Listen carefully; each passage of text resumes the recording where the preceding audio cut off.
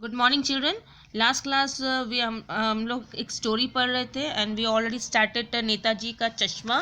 Okay, Netaji का चश्मा जो कि हम लोग पेज नंबर 721 तक पढ़ चुके थे। यहाँ तक पढ़ चुके से क्या करता है हलदार साहब कुछ समझ नहीं पाए। ठीक है, उसके बाद से हम पढ़ रहे हैं। आज मैं उसके बाद से पढ़ा रही हूँ। आई होप कि आपने लास्ट क्लास का वीडियो देखा होगा और समझा भी होगा स्टोरी।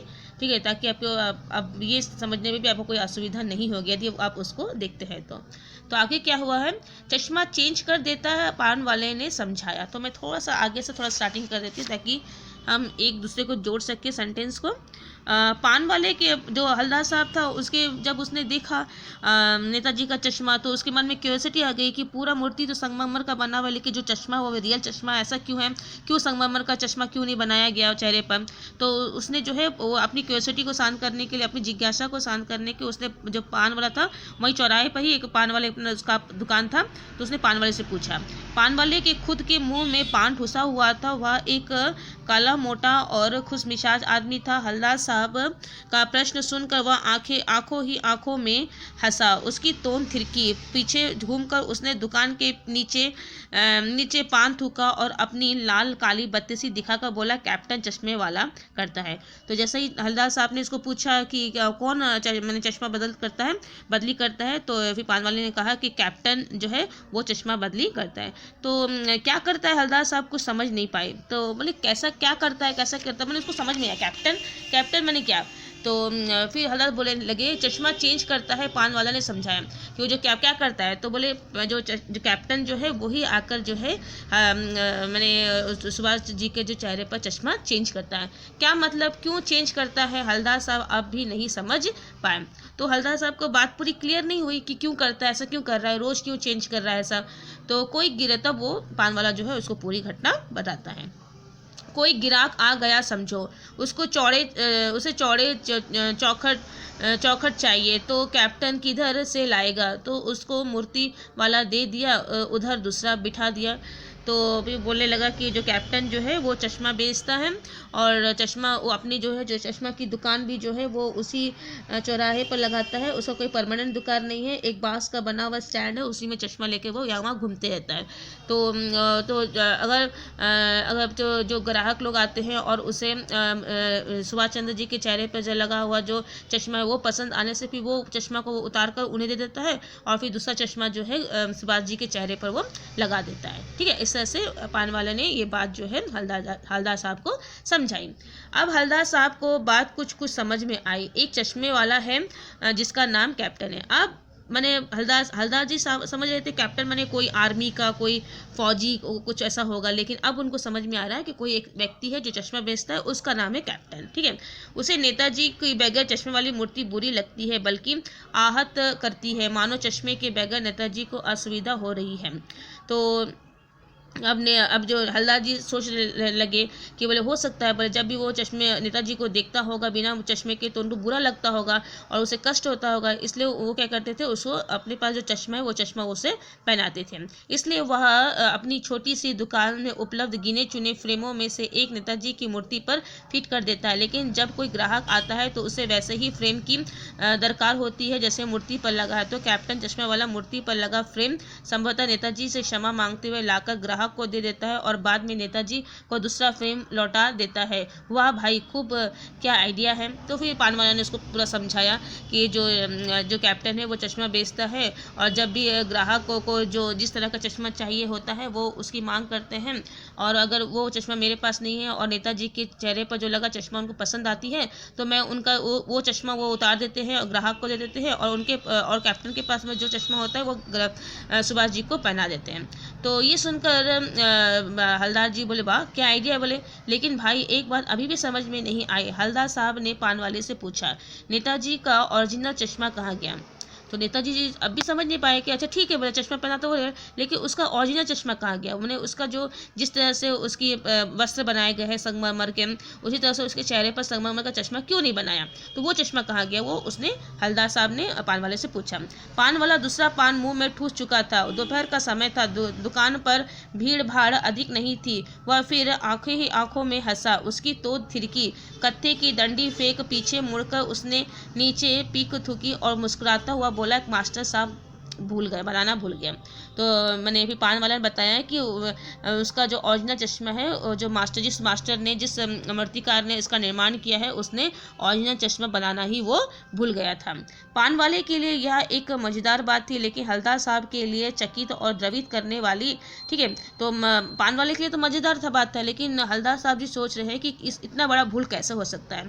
एक व्यक्ति है जिसने देश के लिए अपना सब कुछ दिया है, उसके व्यक्तित्व से कोई खिलवाड़ कैसे कर सकता है? उसका चश्मा तो उसके व्यक्तित्व का एक भाग था, तो कैसे भूल गया? ठीक है, यही वह ठीक से सोच रहे थे। मूर्ति के नीचे लिखा मूर्तिकार मास्टर मोतीलाल वाकई कस्बे का अध्यापक था। बेचारे ने महीने भर में मूर्ति बनाकर पटक देने का वादा कर दिया होगा, बना भी ली होगी, लेकिन पत्थर में पारदर्शी चश्मा कैसे बनाया जाए, कांच वाला यह तय नहीं कर पाया होगा, या कोशिश भी की होगी या असफल रहा गया होगा, या बनाते बनाते कुछ और बारीकी के चक्कर में चश्मा टूट गया होगा, या पत्थर का चश्मा अलग से बनाकर फिट किया गया होगा, या निकल गया होगा। उफ। तो अब जो है ये सोच रहे हैं हलदार जी सब जो है, तो नीचे में उसने देखा है कि जिसने मूर्ति बनाई है उसका नाम लिखा हुआ है, और मूर्तिलाल मास्टर मोतीलाल का नाम लिखा हुआ था। ठीक है, और वे उस कस्बे का एक अध्यापक था।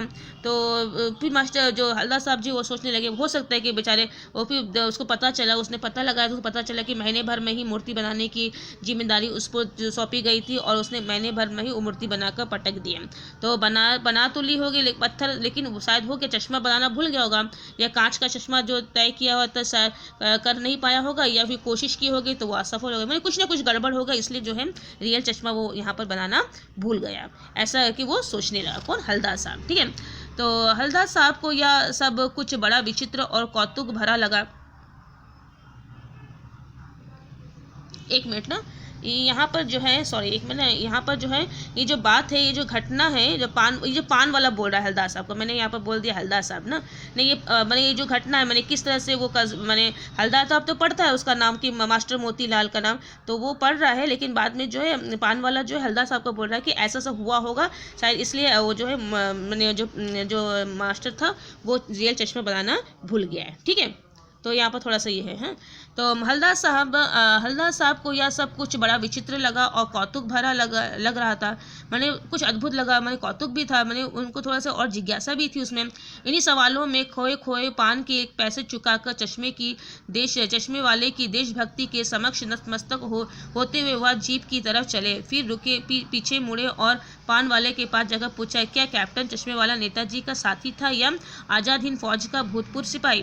तो जैसा ही ये बात उसको पता चला कि कैप्टन मैंने जो कैप्टन साहब जो चश्मे बदलता है, तो वो सोचने लगा कि एक ऐसा व्यक्ति है, मैंने उसको मन में ये वो तो वैसे ही भाव व्यक्ति था, उसमें भी देश प्रेम की भावना थी हलदार साहब में।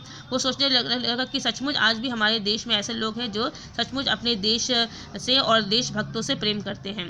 तो उसे कैप्टन साहब पर बहुत ही मैंने प्राउड फील हो रहा था वो, कि देशभक्ति से उसके, और वो उसकी देशभक्ति के सामने जो अपने आप को छोटा मैंने नतमस्तक समझ, मैंने अपना प्रणाम दे रहा था कि ऐसे भी लोग हैं। ठीक है, तो पीछे फिर उसके मन में बहुत सारे प्रश्न उत्पन्न हो रहे थे। तो पहले तो वो पैसा चुकाया, फिर अपने जीप के पास गया, लेकिन जैसे ही जीप के पास पहुंचा, फिर तुरंत वो पीछे मुड़कर जो पान वाला के पास आके पूछा कि ये जो कैप्टन साहब वाला है कि नेताजी का साथी था या किसी फौज का भूतपूर्व सिपाही था, मैंने इसका नाम कैप्टन क्यों रखा गया, ऐसा वो पूछना चाह रहा था। ठीक है, तो पान वाला नया पान खा रहा था, पान पकड़े अपने हाथ को मुंह से 1.5 इंच दूर रोककर उसने हलदार साहब को ध्यान से देखा, फिर अपनी लाल काली बत्ती सी दिखाई और मुस्कुराकर बोला, नहीं साहब, वो लंगड़ा क्या जाए फौज में, पागल है पागल, वह देखो वो आ रहा है, आप इसी से बात कर लो, फोटो वोटो छपवा दो उसकी कहीं। तो फिर जैसा ही उसने पूछा कि, तो ऐसा पूछा बोले ये क्या नेताजी का साथी था या किसी फौज का सिपाही, तो पान वाला बोलता नहीं ऐसा कुछ भी नहीं है, वो तो एक लंगड़ा है और वो क्या फौज में जाएगा। ठीक है, तो ये बात सुनकर हलदार साहब को खराब लगा कि किस तरह से वो उसका मजाक उड़ा रहा है। कि फिर वो बोलता देखो सामने से, अभी पान वाला बोलता देखो सामने से वो आ रहा है, आप स्वयं ही उससे बात कर लो, उसकी भी कोई फोटो वोटो छपवा दो, खिंचवा के छपवा दो कहीं पर। ठीक है, तो हलदार साहब को पान वाला द्वारा एक देशभक्त का इस तरह मजाक उड़ाया जाना अच्छा नहीं लगा, वो उनको अच्छा नहीं लगा कि क्या लंगड़ा जाएगा, लंगड़ा है क्या वो फौज में काम करेगा। ठीक है, भले ही वो लंगड़ा, लेकिन उसके अंदर देशभक्ति तो है। तो इसलिए उनको अच्छा ही लगा हवलदार साहब को। मुड़ कर देखा तो अवाक रह गया। जैसे ही उसने उस सामने से कैप्टन साहब को आते हुए देखा तो अवाक में सरप्राइज हो गए। वह एक बेहद बूढ़ा मरियल सा लंगड़ा आदमी, सिर पर गांधी टोपी और आंखों पर काला चश्मा लगाए, एक हाथ में एक छोटी सी संदूकची और दूसरे हाथ में एक बांस का पर टंगे बहुत से चश्मे लिए और अभी अभी एक गली से निकला था और अब एक बंद दुकान के सहारे अपना बांस टिका रहा था। तो क्या देख रहा है कि एक व्यक्ति है जो बहुत ही बूढ़ा है और बहुत ही कमजोर है, ठीक है, और सर में उसने गांधी टोपी पहनी है और आंख में काला चश्मा पहना है, और साथ ही उसने अपने हाथ में जो बांस का बना हुआ एक स्टैंड है जिसमें बहुत सारा चश्मा लगा हुआ है, एक संदूक भी उसके पास में है, और उसने अपनी दुकान जो है अपनी जो बांस का जो बना हुआ जो स्टैंड था उसे एक दुकान के सहारे में टिका रखी है। तो इस बेचारे की दुकान भी नहीं है, फेरी लगाता है। तो हवलदार जी साहब बोले लगा उसका तो दुकान भी नहीं है, बोले ये तो फेरी लगाता है, बोले मैंने ले लेके घूमता है बोले उसको, ठीक है। हवलदार साहब चक्कर में पड़ गए, पूछना चाहते थे कि इसे कैप्टन क्यों कहते हैं, क्या यही इसका वास्तविक नाम है, लेकिन पान वाले ने साफ बता दिया था कि अब वह इस बारे में और बात करने को तैयार नहीं है। ड्राइवर भी बेचैन हो रहा था, काम भी था। हवलदार साहब जीप में बैठकर चले गए, ठीक है। तो हवलदार साहब चाह रहे थे कि मैंने लोग जो है उसको पूछना चाहते हैं कि कैप्टन क्यों कहते हैं कि उसका, तो फिर वो मैंने पूछना चाहे थे, लेकिन हवलदार पान वाला ने पहले ही मना कर दिया था कि अब वो कोई भी इस बारे में बात नहीं कर, क्योंकि अब उसकी दुकान में ग्राहक आ रहे थे, ठीक है। और फिर ड्राइवर भी बहुत समय से वेट कर रहा था। फिर हवलदार साहब जो जीप में बैठकर चले गए, ठीक है। 2 साल तक हवलदार साहब अपने काम के सिलसिले में उस कस्बे से गुजरते रहे और नेताजी की मूर्ति में बदलते हुए चश्मे को देखते रहे। कभी गोल चश्मा होता तो कभी चौकोर, कभी लाल, कभी काला, कभी धूप का चश्मा और कभी बड़े कांचों वाला गोगो चश्मा, पर कोई ना कोई चश्मा होता जरूर। यह धूल भरी यात्रा में हवलदार साहब को कौतुक और प्रफुल्लता के कुछ क्षण देने के लिए, ठीक है। तो 2 साल तक वो उस इलाके में आते थे और हर बार जब भी वो आते थे उनकी दृष्टि जो है नेताजी की मूर्ति पर पहुंचती थी और वो देखते थे कि हर बार कोई ना कोई चश्मा बदलता रहता था, और लेकिन चश्मा उनके चेहरे पर, माने सुभाष जी के चेहरे पर होता ही था, ठीक है, जो उन्हें कौतूहल और प्रफुल्लता में प्रसन्न देती थी कि मैंने ऐसा देशभक्त है जो बिना चश्मा के नेताजी को रहने नहीं दे रहा है, लेकिन वो उसे चश्मा जरूर पहना रहा है। फिर एक बार ऐसा हुआ कि मूर्ति के चेहरे पर कोई भी कैसा भी चश्मा नहीं था। उस दिन पान की दुकान भी बंद थी, चौराहे की अधिकांश दुकानें बंद थी।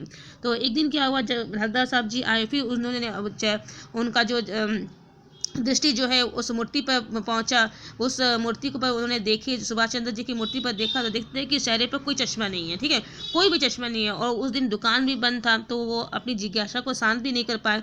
चौराहे की अधिकांश दुकानें बंद थी, कहीं पर भी आसपास के कोई भी लोग से पूछने की संभावना उन्हें मैंने मिली नहीं, क्योंकि सब दुकानें बंद थी, कोई नहीं था। तो वो अपनी जिज्ञासा जो है वो शांत नहीं कर पाए। मैंने अब ये था कि वो चेहरे पर चश्मा क्यों नहीं है, वो यही पूछना चाहते थे, ठीक है।